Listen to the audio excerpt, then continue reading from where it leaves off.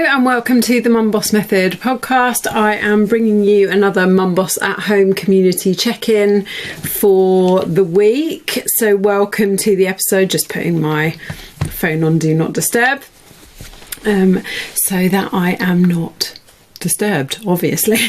If you have no idea what I'm talking about, I have a community of women who I help to lose weight, get fit, show up for themselves, take care of their self-care, and every week I invite them to complete a check-in form.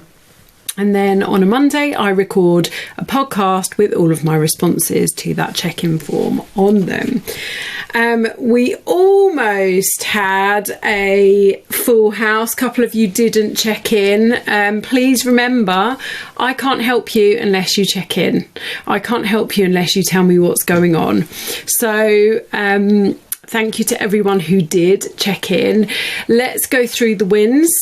Some of these wins are really, really chunky, so I'm not going to read all of them out, but I'm going to try and get through as many as I can. So Jack was organised with food most of the week, got back out moving longer and further. She's training for a marathon. She got back to boot camp. Yes, she did. And she's mentally feeling better by the end of the week because she was able to get back to moving, which is amazing. Jamie tracked every single thing that passed her lips most of the week until Thursday. Normally she doesn't track anything at all, so she was really happy. Well done, Jamie. Sarah got all of her planned workouts in. Well done, Sarah. Helen's protein and veggies were really high. Well done.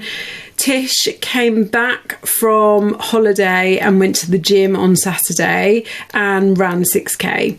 She said that she felt it was a sloth style, but she's pleased she got back in the gym after being on holiday. Well done. Lisa's size 16 jeans are feeling a little loose. Hannah had a great start to the week. She got her workout done and she started tracking her calories.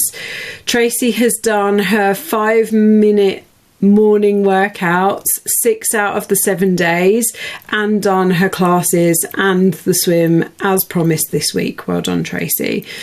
Claire had no alcohol, good food and lots of exercise. Stacey had loads of little wins, so I'm just going to pick out a few of these. So she successfully split her time between work, life and studying for an exam, eaten really well, done as many steps as she could fit in and got her food shop done early. Well done. Jackie is finally getting better from illness. We've had so much illness in the group and it's taking a really long time for people to get over this. So lots of self-care needed. Steph hit a new weight milestone for her, dropping under the next stone bracket. She knows it's not all about the scales, but it's a weight I haven't been able to get to since before having my son over 8 years ago, and if she's honest, it was a weight she'd previously told herself she would never get to again. So well done, Steph. And Janet reduced her alcohol intake. Well done. Okay, so let's look at some of the questions and challenges and get to some of those. In terms of challenges, then, so one person has been away for a hen weekend, so haven't stuck to her plan for 2 days, didn't drink nearly as much as you would have done over normally, so that's small wins. Well done.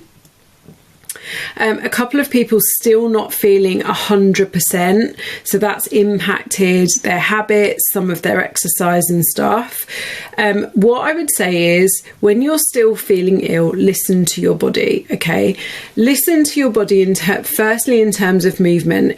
If you try to train when you are feeling ill, you are going to push yourself back. either a number of days or a number of weeks. So you need to listen to your body in terms of movement. The other thing you need to think about when you're ill is, what does your body want versus what does your body need? And we've talked about this for the last couple of weeks. So if you are ill, and I know someone's got a question here about preventing illness because their son is full of it at the moment. I'm going to try and find that one. Anything I can do to prepare for potential illness. The first thing I do is not tell yourself that you're going to get it, because sometimes I believe that if we talk ourselves into these things, then we make them happen. The best thing you can do to try and prevent illness is be eating your nutrient-dense food, making sure you're getting plenty of fruit and vegetables, plenty of protein, plenty of hydration, you're getting outside for a walk, and you are trying to get as best sleep as possible. That is the best way of preventing yourself from being ill, alongside things like, you know, washing your hands and all of the stuff that we know to do. So your healthy habits should be helping you to not get ill. Unfortunately, if we're in a house with other ill people, that's never a guarantee, right? So let's obviously just trying to do the best we can. But if you are ill, remembering to give yourself that food that your body needs versus the food that your body wants. And that's not to say you can't have any of the things that you might deem as treats, but making sure you are eating fresh fruit, fresh vegetables, getting hydrated and resting where you can. Okay, what else have we got? So, this is a challenge, guilt. Knowing that in order to have success this week, I need to ensure I was strict with my boundaries. But as a people pleaser, I often struggle to say no or stop doing things when I need to. It's always a tough battle in my head. I'm really pleased that someone brought this one up, because I think that so many of us put other people first, and in fact I would say pretty much all of us put other people first, and the associated guilt with saying no can be crushing. Okay, absolutely crushing. What I always want you to think about is, what does saying no enable you to do big picture? So if you are setting a strict boundary of when you need to finish work tonight because there's other things you need to do for your family or for yourself, think about what those things you need to get to enable you to do big picture. So yes, I need to finish work at a certain time, and I'm really sorry, boss, that I can't finish that work you want finished tonight. But I have these other responsibilities I need to do that will allow me to do X, Y, and Z. And it's the same with our kids, with our other halves, with our extended families. You know, saying no is really, really difficult. And it's something, like, as a self-employed person who works from home, so often many of my friends and family think that it's really easy for me to be the one to drive here, there and everywhere, me to be the one that jumps in my car, me to be the one that can just do little favours here and there, forgetting that I still have a job. I might work from home, but I still have a job. And so saying no can be really, really challenging. But thinking about the big picture, what does the saying no enable you to do? And that is something that really helps me with that battle inside my head. Okay, so someone has said, why am I so hungry at the moment? It's not hormonal or lack of protein. Could it be lack of fluids or lack of sleep? It feels like genuine hunger. So this person in particular has been struggling for the last couple of weeks. I would hazard a guess that some of the comments they've made about their lack of sleep over the last couple of weeks in the WhatsApp group, that there is definitely a part of lack of sleep here. So I would go back to your sleep habits. If you are experiencing a period of time where your children or one of your children is waking up a lot, during the night, then you need to try to get to bed earlier. You need to be aiming for more sleep so that you can cope with that child waking you up through the night. If you are not taking yourself off to bed at a reasonable time, why not? If you are not getting that done, why not? Okay, you have control over these things, and we've talked about this before on the podcast about how you can kind of reset your circadian rhythm. I know people say, but I'm not a morning person, I'm a night owl, or I'm not a night owl, I'm a morning person. I'm not saying people have to get up at 5:30 a.m. But if you are not getting enough sleep because you're not going to bed early enough, or you have children that are keeping you awake, you need to put things in place that will help you to get enough sleep. And one of those things is getting to bed earlier. So I would say that you are experiencing a lot of tiredness, hunger here for sure. Lack of fluids, I don't know. You've not mentioned how much you're drinking here. So are you drinking enough? Are you making sure that you get, a litre and a half, 2 litres per day? I would also really challenge yourself on your mindset here. I know that you are struggling to get back to healthy habits, and you've even written in your check-in form all of the excuses all of the time.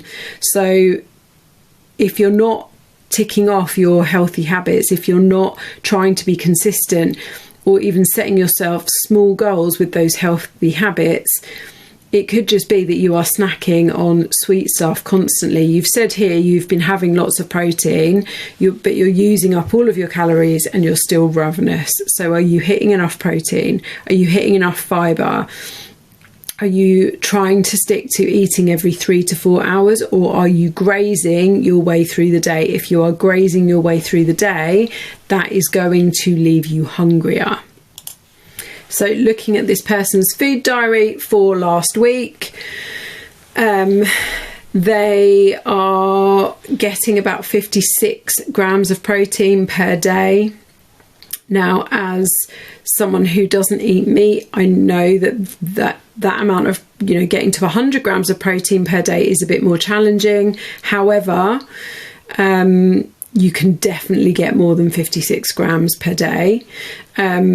Your calories have been pretty much there or thereabouts, unless you're not tracking everything. So that's for you to decide whether that's accurate or not. Are you tracking everything? Because your calories look good to me. But I would say there's definitely something to do with sleep here, considering the comments you've made in our WhatsApp group chat. So your action is about trying to do something about that sleep. Okay, so I had a really strong start to the week, and then it all went downhill from not being within my normal routine and not planning well enough, knowing I wasn't in my normal routine. So this person went away Thursday to Saturday for Mother's Day, staying elsewhere, eating out, tried to be careful with their choices, but felt that it was more of a 40-60 week rather than an 80-20 week. And the question is, you might have covered this already, but if you're visiting family and feel that it's harder to control your habits versus when you're in your normal setting, what would be the key habits you think we should focus on?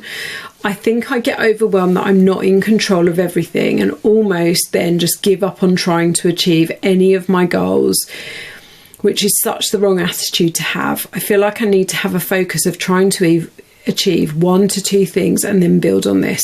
And you've answered your own question, okay? And this is for anyone, whether it's a long weekend, whether it's a holiday. So what can you control? And that might look different in every single situation. That was my stomach grumbling if you heard it.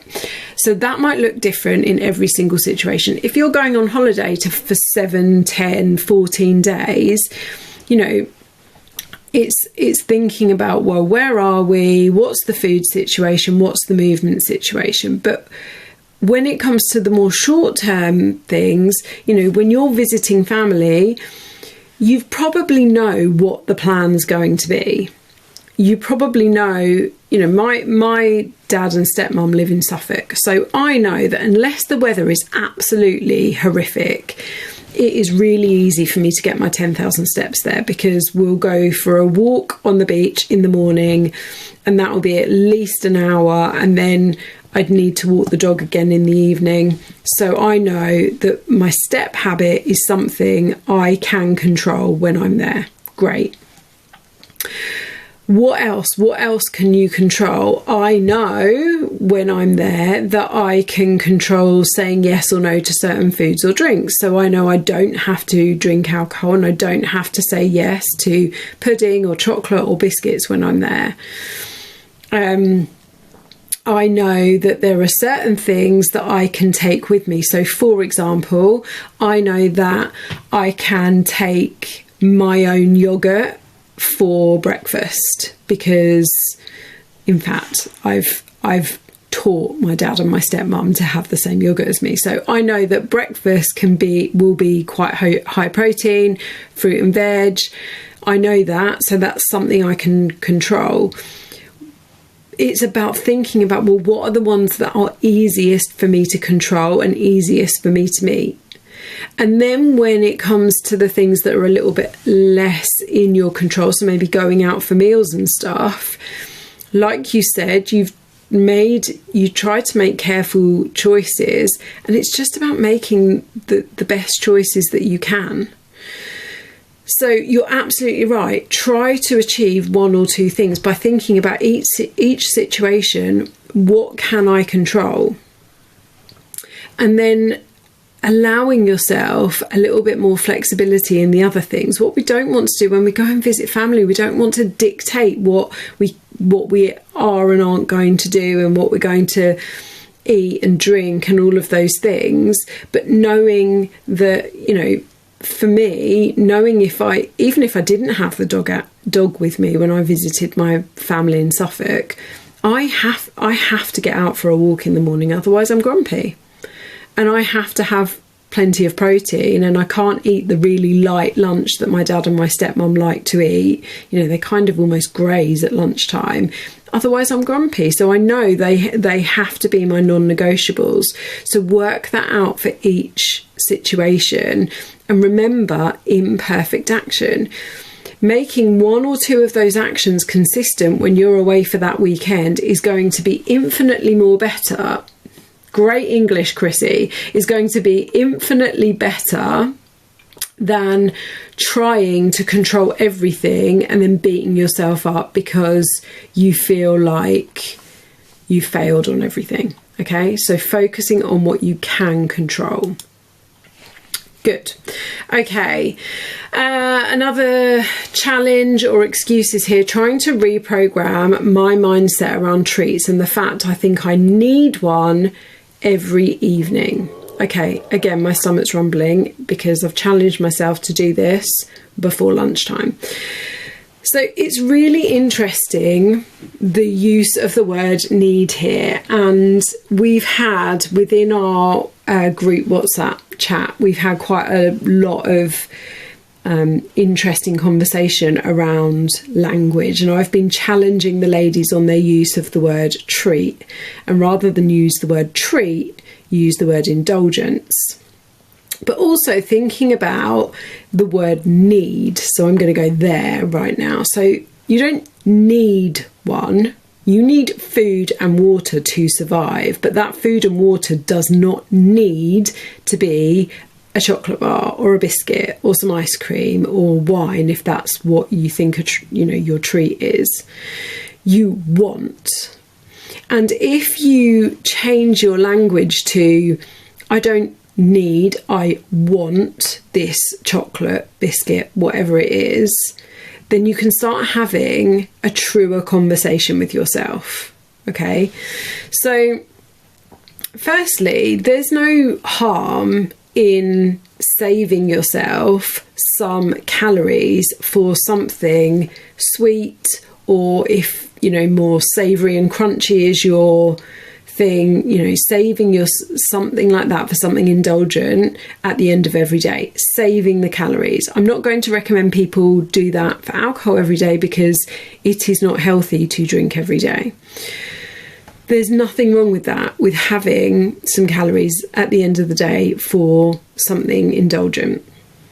As long as that isn't, you know, nearing on over 20% of your calories every day. That's the first thing. But the second thing is then thinking, well, does what the treat is, the indulgence is, leads to me not being able to stop at one? So for example, biscuits. Biscuits are really easy. You open the packet and then you have one, and then you want another, and then you want another, and you want another. The same with, you know, boxes of chocolates, the same with, you know, big bars of chocolate that you might break a couple of squares off of. Those are environmentally really easy to just keep going back for, okay?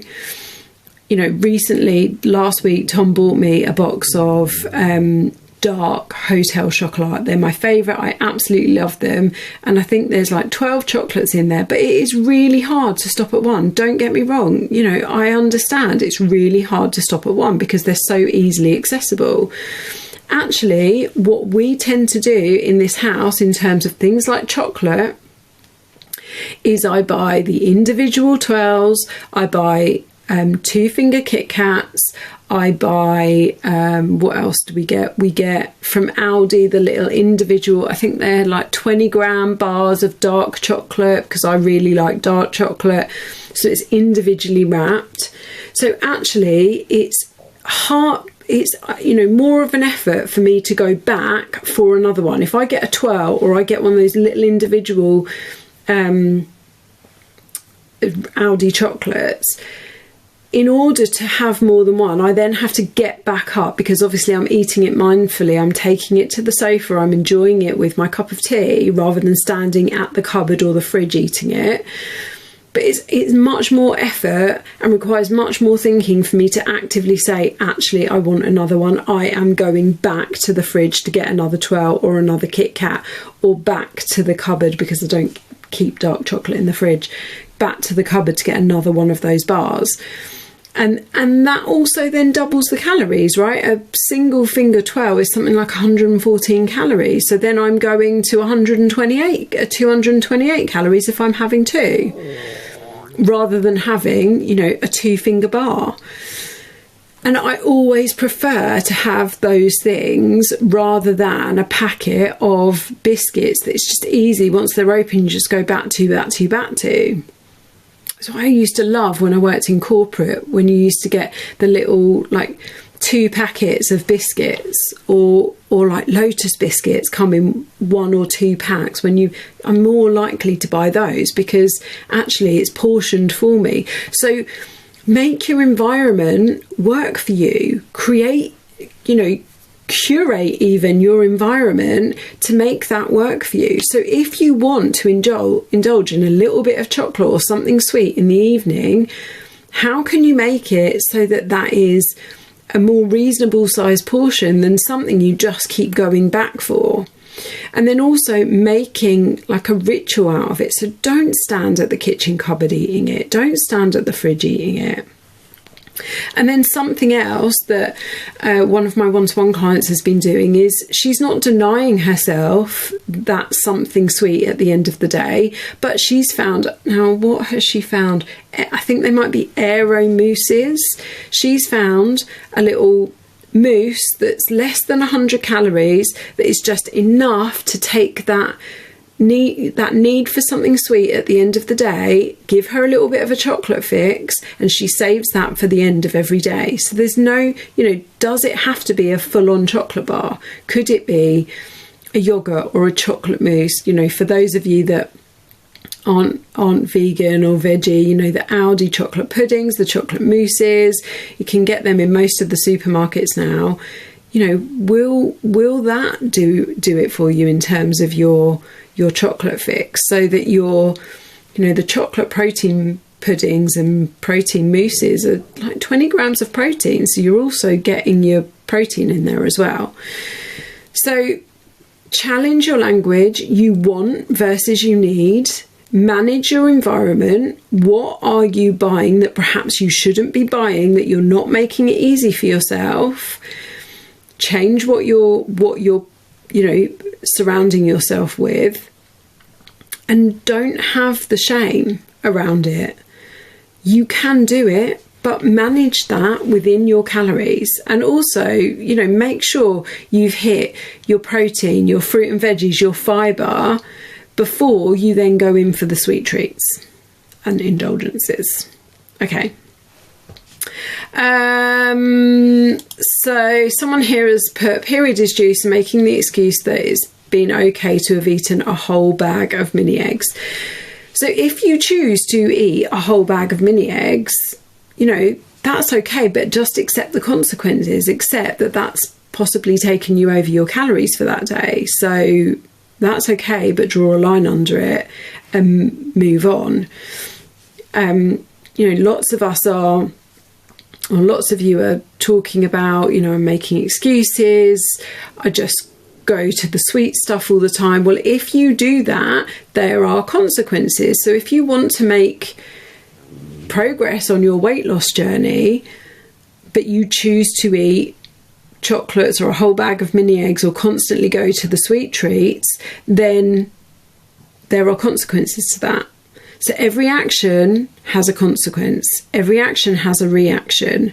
It's fine to eat the whole bag of mini eggs because you're due on, but accept it, accept the consequences, don't have guilt, draw a line under it and move on.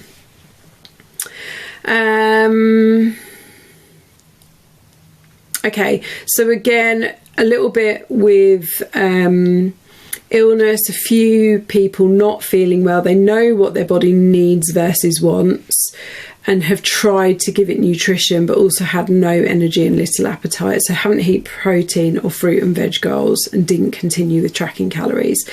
So what I would say to this one is, if you genuinely don't feel well, that's one thing. But what about not feeling well has stopped you from tracking calories when it was something you promised yourself you were going to do and you made a really good start on that last week? Because the thing is with tracking calories, and again, I don't want to say that it's something that people should be doing for the rest of their life, because it absolutely isn't. But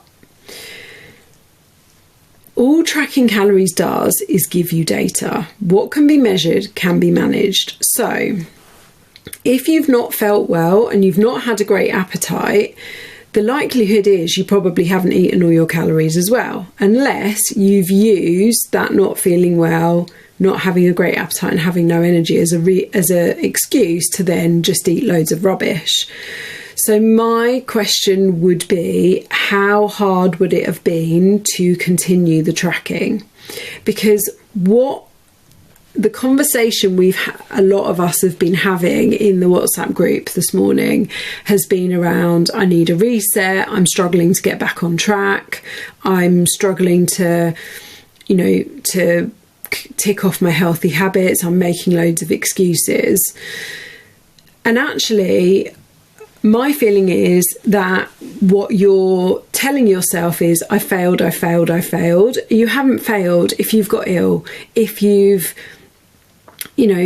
having a tough time, you've not failed. You just need to redirect. So actually what you're doing by just stopping your tracking is, and listen, if you've got flu and you can't pick your head up off the pillow, that's a very different matter. But what you're doing by then just not tracking is going into that all or nothing. So you know, we will all get ill. We will get ill. That happens. The kids will get ill. Work will be busy. The point is, we want to stay away from all or nothing. So how can you maintain some of those habits even when you really don't feel like it? And actually, all tracking your calories does is give you a little bit of accountability. And also what you might have found it did, if you didn't eat very much, is show you, actually, I feel like I've probably ruined this for the last 5 days, but oh look, I've tracked my calories and I really didn't. So instead of seeing tracking your calories as only something you do when you're feeling at your best, instead of seeing ticking off the rest of your habits as only something you do when you're feeling in the mindset and in the zone, you know, see them as things that you try to aim to do all the time, no matter your mindset. You might have heard this saying that, you know, it's the workouts that you don't want to do that are the most important.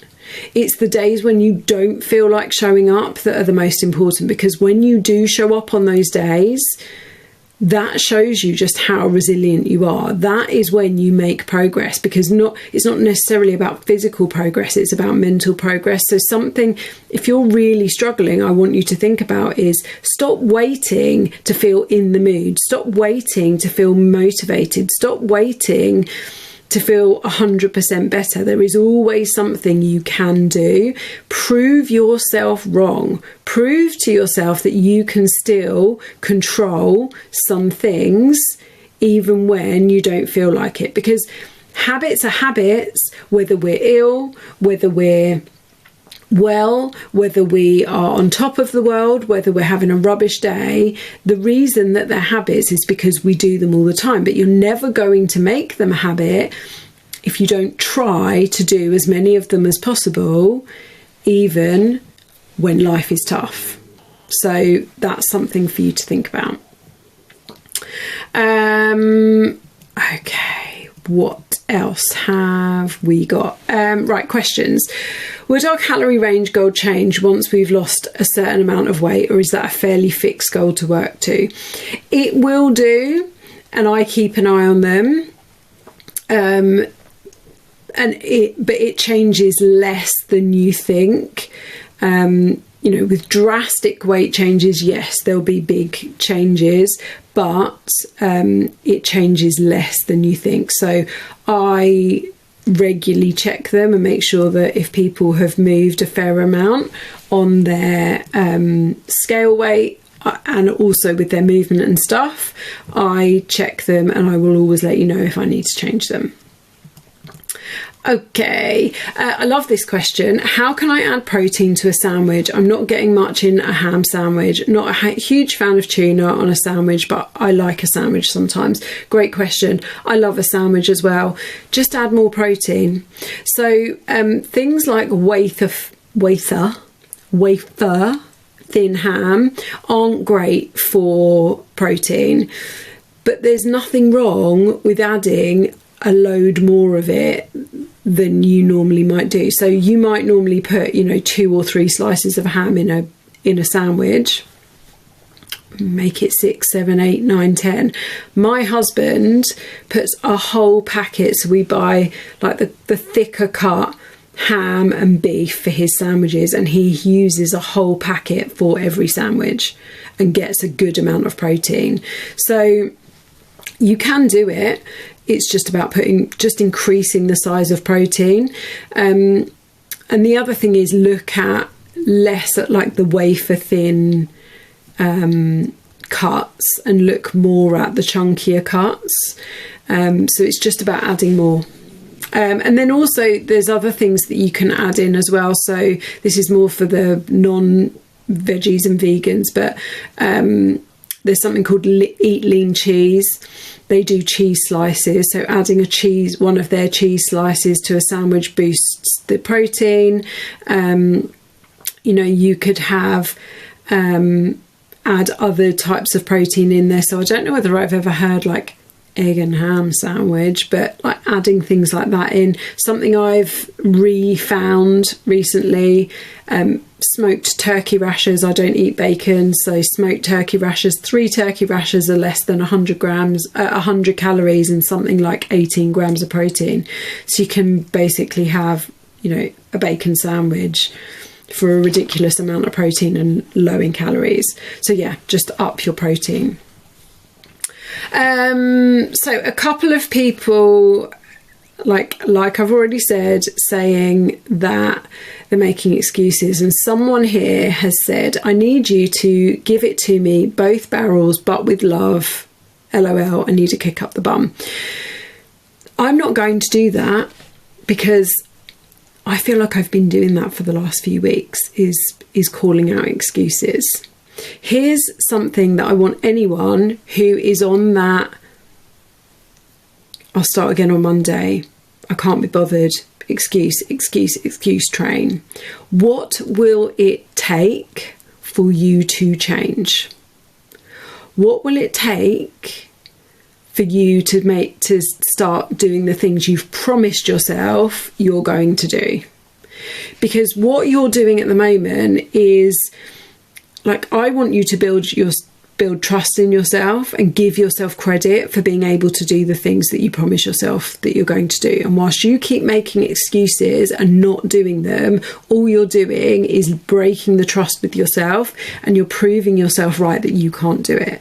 So what is it going to take for you to make a promise to yourself and keep it? I want you to think about that. Question here, how would you split your cardio and weights at the gym? Half and half, or save cardio for the end of each session? I go to the gym and end up doing what I enjoy with weight training, but this means it's repetitive and probably too easy for me. Any tips? So I'm going to answer the second question first. You've got weight workouts, gym weighted workouts in Everfit. If you've asked for them, I've put them in there, so use those. The first question, how would you split your cardio and weights at the gym? So this is going to depend on your goal. For example, I'm training for a half marathon at the moment, so running has to be my priority. So if I'm going to run and gym on the same day, which I do on a Tuesday, I need to do my run first, because I need to save my energy for the run, because running is my main priority, because I need to be able to get through that marathon. If you don't have a running goal and you purely have a weight loss aesthetic goal, your priority should be the weights. So do the weights first and save the cardio for after. You don't need to split half and half. So I want you to be getting between 7 and 10k steps every day. And if you're getting more, that's great. That does not have to be via cardio in the gym. You don't need to spend 20 minutes on the treadmill unless you struggle to get your steps outside of the gym. Okay, so you should, if let's say you've got 45 minutes in the gym, let's do 35 minutes of weights. Use your program in Everfit, and then add 10 minutes of cardio onto the end. Don't forget, cardio is not an effective way to burn calories. It might tell you on the machine or on your smartwatch that you're burning loads more calories, but actually you're likely to be pushing your hunger up. So I would prefer that you are spending more time on your weights, unless you have a running goal, and then you can be spending more time on your cardio. Okay, someone else has put help to get energy back, although I'm not sure you can help. So this person has been struggling with their stomach for the last few weeks. My question would be, have you seen a GP? Because it definitely sounds like there's something going on in your stomach. Listen to your body, feed yourself good nutrition, and try and get some movement in, and make sure you're prioritizing sleep if you are still lacking energy. Now, in terms of just how I want to finish up here, I just want to go back to the excuses, okay? So if you are, this is for anyone who's listening, if you find yourself making some excuses, I've got a few things here that I just want to remind you of. So the first one is take responsibility, okay? You are the one making the excuses, and you are the one that can change the actions you take. Now, you might not be able to have control over everything that is going on in your life, but you do have control over more than you think. If you listen to episode 136 of the podcast, it's called FML, Are You Playing the Victim? You know what FML stands for. Take responsibility. You are in control of more than you give yourself credit for, of more than you believe. So take responsibility and take the action. Your actions, your choices are no one else's fault. They are your fault. With love, they are your fault. You are here because of you. So you need to take responsibility for the actions you are or are not taking. Okay. Second point, set some small goals. So rather than saying, right, I need to go out and get my 10,000 steps for the rest of this week, whereas the last week you've struggled to even get 3,000, right, let's go for 5 a day. If you are struggling to get protein into all of your meals and you're just going for the quick carb options, okay, so I'm going to aim for 2 of my meals to be high carb. If you're struggling to get any fruit and veg in because all you want to do is emotionally eat your way through the weeks at the moment, okay, right, I've got 2 in a day, now I'm going to aim for 3. Set small goals. Just work on one day at a time and use the group to help keep you accountable. That's what it's there for. Change your language. I've talked about this already. Instead of I want to, I'm going to. Talk about and to yourself like you've already done it, like it's already planned. And then that's the fourth one, is make a plan. Plan when you are going to do these things. Track your food in the morning, or even better, the night before. Make sure you've planned your food. Make sure you've bought your food. Plan when you're going to do your workouts. Plan when you're going to do your walks. Okay? You are the one that keeps putting the excuses in your way. You are the one that keeps making it easy for your brain to stay comfortable. The hard things are the things that are good for us. So if you can't get to the gym this week, there are a whole library of home workouts for you to do. If you don't want to do my workouts, or you're not in my program, firstly, why not come and join us? Look on YouTube, there's loads of workouts there. If you really can't bring yourself to do a workout, go and walk around the block, get a 20-minute walk in, okay? If you can't be bothered to plan your meals because you think it's going to take too long, have a reality check with yourself. It takes 5 minutes, 10 at a push, okay? You're the one that is making your excuses, so you need to start asking yourself why, okay? And think about that question. What is it going to take for you to change? Okay? So there's my little kick up the bum with love. Whether you're in my program or you're not, there it is for you. I want you to succeed. I wish I could come and take all the actions for you, but I think I'd possibly do myself a really big injustice and make myself ill, but also I can't. So we've got this, you've got this, I believe in you. Take the action and stop breaking promises to yourself. Okay, that's it for this week. Have an awesome week ahead. If you want to know how you can join my Mum Boss at Home community, or find out how you can be a one-to-one client of mine, because I do have spaces one-to-one at the moment, check the show notes. Have a good time. Bye. Have a good time. That's weird. Have a good week. Mwah. Bye.